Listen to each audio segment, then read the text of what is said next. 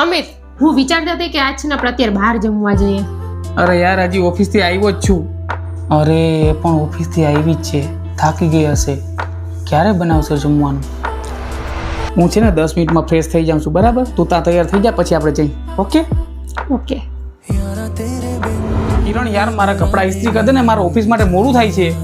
યાર તમને દેખાય છે ને હું કામ યાર દિવસ રાત મહેનત કરે છે અને ઓફિસ માટે મોડું પણ થાય છે એને.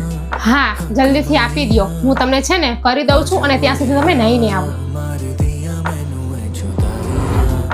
કિરણ યાર 2 દિવસ માટે છે ને ગામડેથી કાકા કાકી આવે છે, તો તું સંભાળી લેજે ને યાર.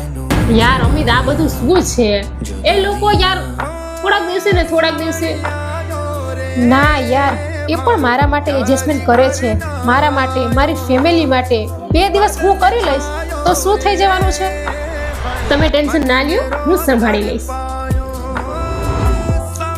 અરે યાર અમિત મારું છે ને માથું બહુ દુખે છે યાર, તમે દબાવી દેશો? કિરણ યાર હું મારા કારણે તો આ ઘરમાં આવી છે, હું જાઉં કરીશ તો કેમ ચાલશે? લાવ દબાવી દો. Thank you.